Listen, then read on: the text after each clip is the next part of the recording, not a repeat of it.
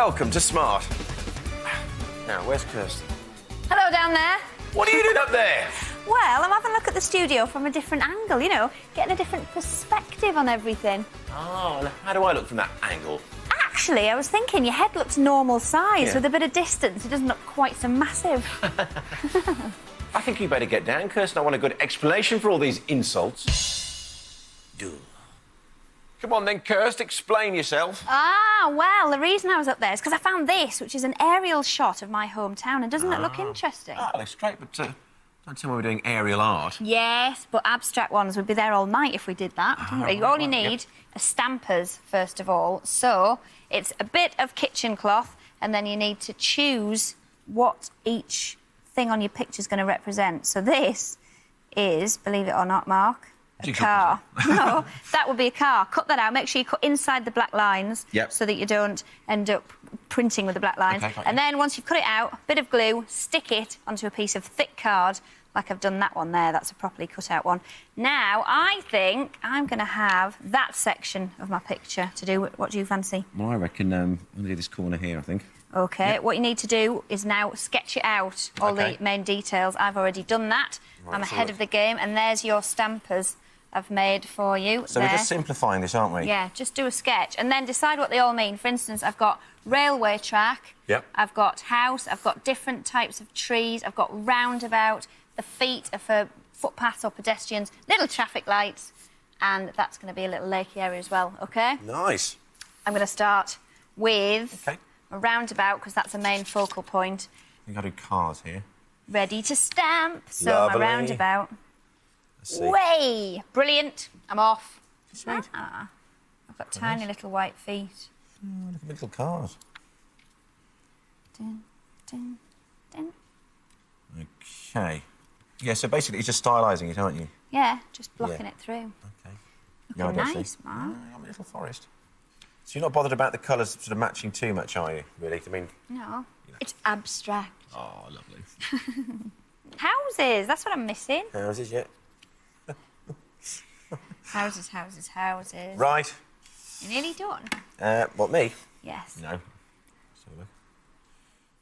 I tell you what, Mark, I've actually got one that I finished earlier, and it's dried. Look at that. I haven't finished mine yet. Ah, well, the other beautiful thing is I've got a lovely burnt orange frame to put on it like lovely. that. That reminds me of Aboriginal artwork. Yeah, look at this.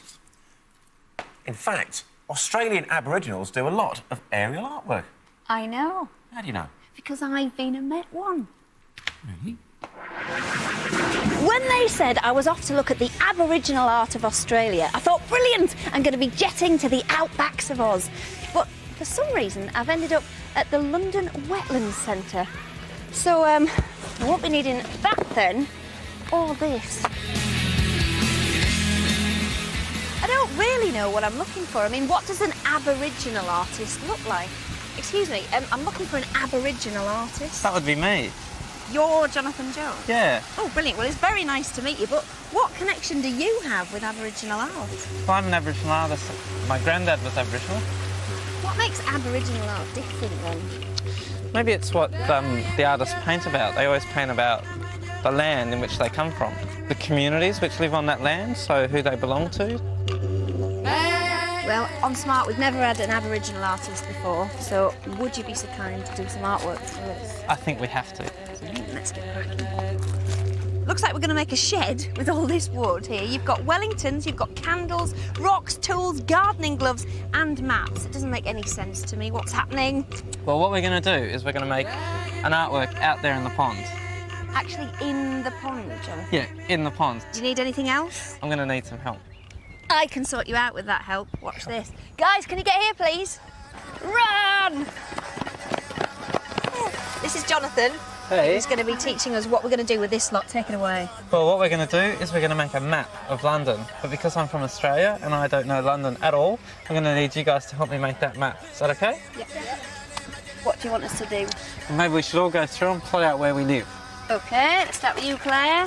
Pick a pen. Where are you from? I'm from Wandsworth. Straight in there. Brilliant. Danielle. I'm Wandsworth. I'm not even from here. There it is.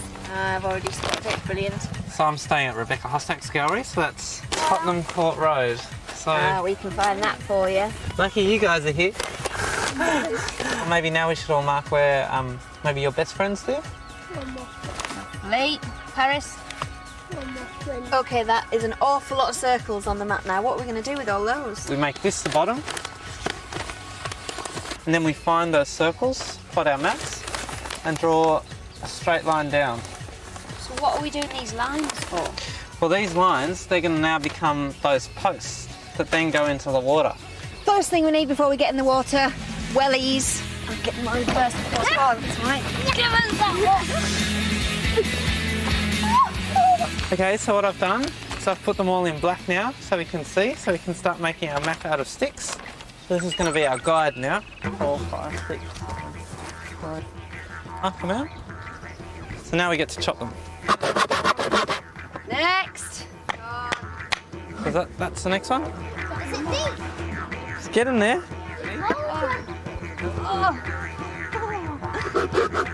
Perfect. Oh, it feels weird. Yep. Can you see how it's starting to look like a city? Skyscrapers. So now we just got to put in our candles and wait for the sun to go down.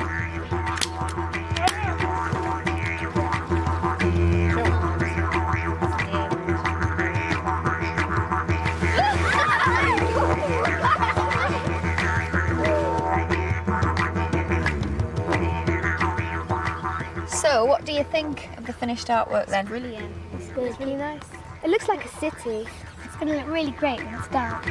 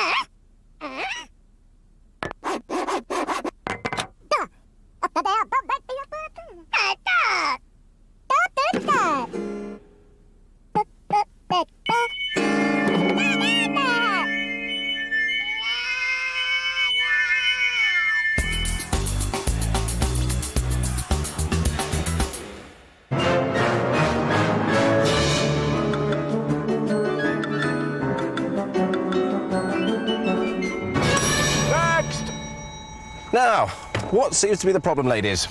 Well, I tried drawing this room. It just doesn't look like I'm in it. OK, and you, madam? And I tried drawing my stairs, but they look a bit flat.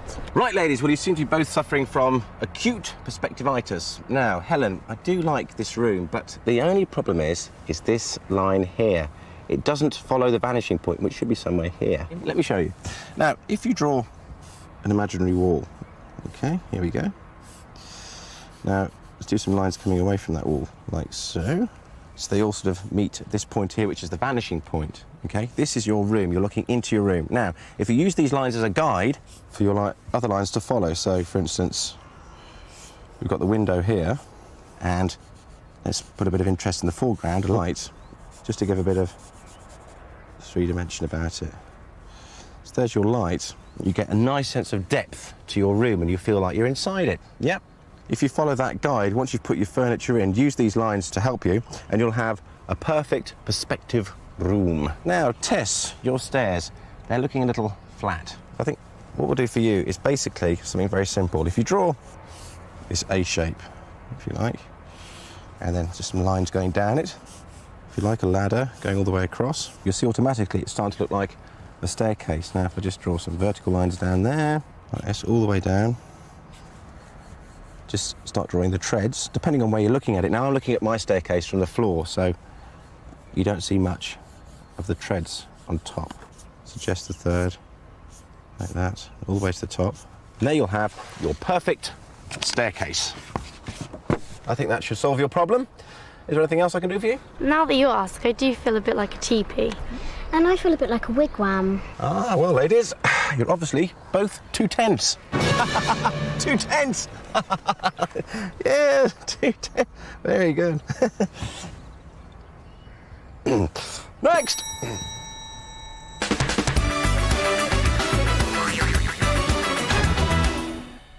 Ooh, where are you getting your jokes from? I wrote them myself. Now, however, it's time to take a step up and take a look at your work in the gallery. OK, let's get the book open. Oh, lovely.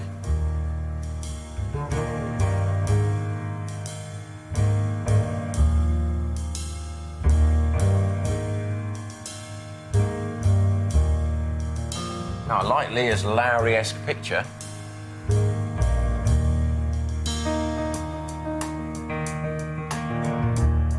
Oh, look at that. Megan's come up with a cunning use for streamers after your birthday party in this lovely sea collage. Very nice.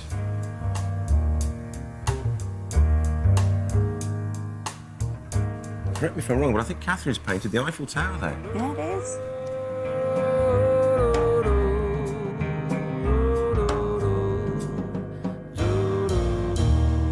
If we show your picture in our gallery, you get yourself a smart sketchbook and the watercolour pencil set. Yeah, sorry we can't return any of your work, but we do love it, so keep it coming in. The address will be shown at the end of the programme. Kirsten. What? Sorry, do you know what? I was just looking at this lovely kind of holiday scene from Rebecca, and it's reminding me of my holiday last year. Oh, wait, where'd you go? Oh, I just Skegness. Oh, it was the turquoise sea, the white beaches of the Maldives. What? In fact, I've got a brilliant idea for how you can recreate your favourite holiday places. Maldives? So here's a card you can make to remind you of your favourite places. I'm going to do my favourite holiday destinations. And what you need, first of all, is a chunk of card, slightly bigger than a postcard, and 2 frames. The way I made the frames is just by measuring the width of a ruler all the way around and cutting out the middles. Put those aside for a second because I'm going to start at the back, and now you need some pictures. I've got this lovely beach for starters. You could use holiday snaps or bits out of magazines if you like. That's a nice beach scene there. I'm just going to pop it in the middle so it's not covered by the frame, and then just start to work forward. So the next picture I've got is the Sagrada Familia in Barcelona, which I love going to. If I put it there, it's going to hide the palm trees, so you've got to think about the composition. So if I put it over on that side, and it needs a frame, so let's just stick it onto my frame with a bit of tape to hold it in place. Like so. Turn that back round. Yes, that's working well. And as you get to the front, you need your pictures to be slightly smaller so that they don't block out all the background. So the last thing I've got is a New York taxi, because I love going to New York as well. Now, that's great, but it's a bit flat. So to bring it to life, make it 3D, I'm just going to move those 2 frames out the way, start from the back with some concertinas. All these are some nice yellow card, and they're the height of my postcard edge, and then again 4 rulers widths across, and you just do the old fold it one way, fold it the other, and backwards, so you've got a nice concertina effect. And then, as I've done here, either side, bit of double-sided tape, and just stick it to the side. So that's 1, like that, and do it on the other side, get rid of the double-sided. 2, and so then I need to add my first picture, which was the Sagrada in the frame. Stick it on, and you'll see it springs to life. And if I add the cab on top of that, it'll look 3D, like that one there. Come to life. All my favourite holiday destinations. And what I've done is I've made one for Mark as well. Mark, I've made this one for you. Look, it's a lovely British beach scene. Isn't that great? Thank you. Like that? Yeah, well, I've actually got one that's a bit more exotic, actually. Look at this. There you go. Hang on. What do you think? Where have you been? That's not fish and chips on the beach, is it? It's very exotic. Mais non, mon frère est chou-fleur. That's all I'm saying. Are you going somewhere nice this weekend? Perhaps you're off to see your Ellies, a trip to the seaside, or maybe you're even camping in the Outer Hebrides. Why not turn your trip into a work of art? I'm off to Paris for the day. I've got my passport, my sketch pad, and a change of undies, I think. But the inspiration starts here. Now, my idea is to sketch as many landmarks on my journey as possible. I live in London, so Marble Arch is an excellent starting point. But the thing is, I've only got a day to do this, so I can't spend too much time on detail. In fact, I better get cracking. Now, I'm on my way to the train station, but this is too good not to sketch.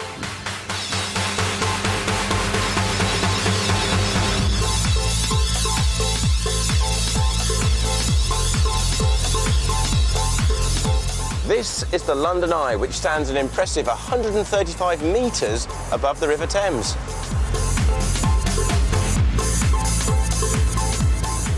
Apparently, it takes half an hour to do a complete circle and does 8,000 revolutions in 1 year. I feel a bit dizzy.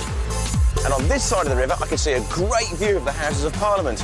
Although, I think I'll stick to just drawing Big Ben, otherwise I'll miss my train.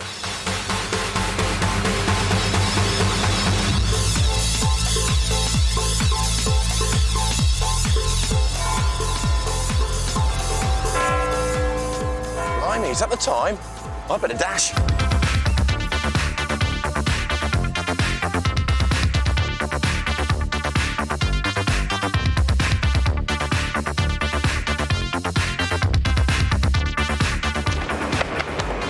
Good morning, sir. Morning.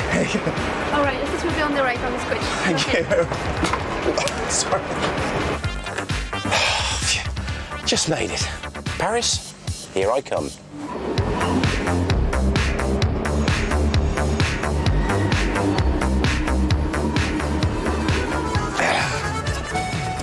Ooh la la, je suis here on Paris. Le French capital, non? Ouais.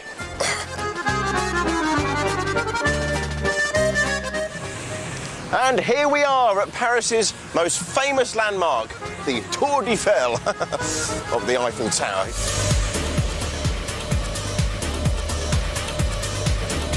To repaint this chap, it takes 40 tons of paint every 7 years. This is the Arc de Triomphe, and I'm telling you, it's very, very busy.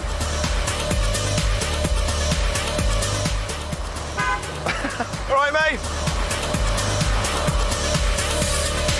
The Sacré-Cœur is the best-selling picture postcard in Paris.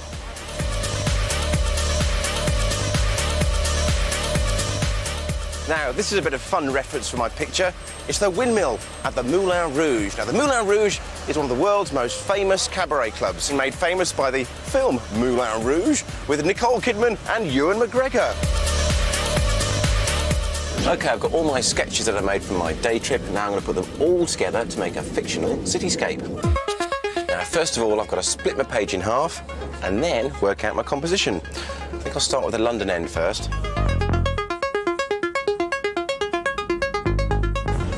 And the great thing about doing this composition is you can put your buildings next to each other, because Marble Arch certainly isn't behind the wheel, but in my picture, it is. Right, now I've finished my London cityscape. Now I'm going to work on my Paris cityscape, simply by turning the picture around and having Paris now as the reflection of London. Big Ben and the Eiffel Tower look very good sitting opposite each other. Now here's an obvious one. Marble Arch and Arc de Triomphe. Now don't worry if your landmarks are all different sizes, because after all it is a fantasy cityscape, so they can be as big and as small as you like.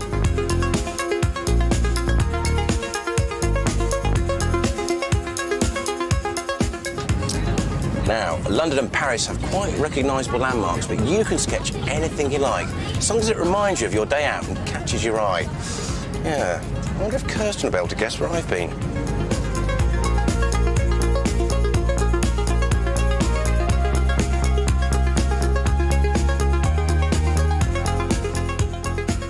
Paris, I get it now. You got the garlic, the croissant, the onions.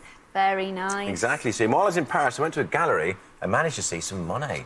Oh, some money. Was it hanging on the walls, the coins and the notes? Not money, you gherkin. Monet, the artist.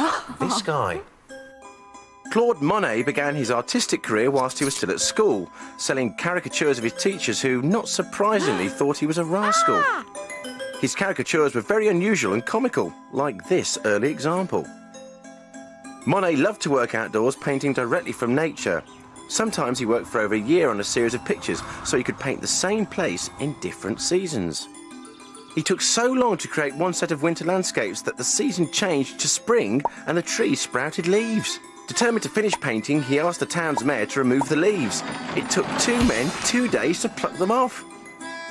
As he grew older, his eyesight got really bad, but even though he could hardly see a thing, he continued to paint this series of pictures called the Water Lilies. He painted water lilies until his death in 1926, aged 86. So, that's Claude Monet. Come on. Taj Mahal's heavy. It is heavy, isn't it? It's not the Taj Mahal. It's obvious. Where are you going with that? Hang on a second. J'aime ta couleur café, tes cheveux café, ta gorge café. Huh? J'aime Right. pour moi tu danses, alors j'entends murmurer tous tes bracelets, Slot. jolis bracelets, Hang on, if you get off, if you get that's it. pieds ils se Hang on. balancent. Piece of cake. Look, there we are. We've got Big Ben. We've got some Basils. Moscow. Oh, Vera. Listen here. What? Where are you going? Oh, hang on. C'est quand même fou l'effet Okay. Right. que ça fait de te voir rouler. Is that right? Ainsi des yeux et des hanches, si tu fais Nice. comme That le goes into here, doesn't it? Maybe. rien qu'à You've got to see l'énergie, all the landmarks, haven't you? Damn. Yeah, you don't know. So we both have a little dance. ce soir la nuit sera blanche. Oh, hang on. There you go. There you go. There you go. That's looking good.